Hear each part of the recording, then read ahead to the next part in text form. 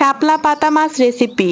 আজকে আপনাদের সাথে এক ভিন্ন রেসিপি নিয়ে হাজির হয়েছি। চলুন কথা না বাড়িয়ে রেসিপিতে যাওয়া যাক। প্রথমে পেঁয়াজ কুচি দিয়ে যখন ব্রাউন কালার হয়ে আসবে সে পর্যায়ে আমি শুকনো উপকরণগুলো দিয়ে নেব। হলুদের গুঁড়ো, মরিচের গুঁড়ো, জিরা গুঁড়ো এবং সামান্য পরিমাণ গরম মশলা গুঁড়ো দিয়ে মশলাটা সুন্দর মতো কষিয়ে নেব। এ পর্যায়ে এখানে আমি আদা বাটা এবং রসুন বাটা ইউজ করেছি। সম্পূর্ণ মশলাটা কষিয়ে নিয়ে গোটা কিছু কাঁচামরিচ দিয়ে মশলাটা সুন্দর মতো কষিয়ে নেব। এরপর কষানো হয়ে গেলে আগে থেকে ভেজে রাখা শাপলা পাতা মাছগুলো দিয়ে সুন্দর মতো মশলার সাথে কষিয়ে নেব। এই শাপলা পাতা মাছটা এটা একটা সামুদ্রিক মাছ।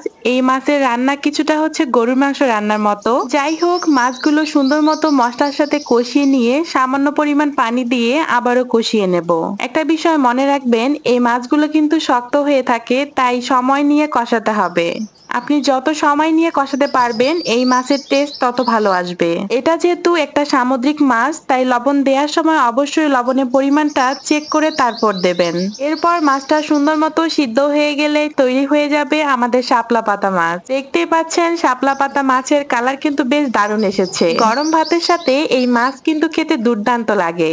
কারা কারা এই শাপলা পাতা মাছ ট্রাই করছেন অবশ্যই কমেন্ট করে জানাবেন। গরম ভাতের সাথে শাপলা পাতা মাছ খাচ্ছি, আর এই শাপলা পাতা মাছ কিন্তু দেখেন মাংসর মতো। যাই হোক, খাবার খেতে খেতে আজকে আপনাদের সাথে এখানেই বিদায় নিচ্ছি। সবাই ভালো থাকবেন, দেখা হবে নতুন কোনো ভিডিওতে। আল্লাহ হাফেজ।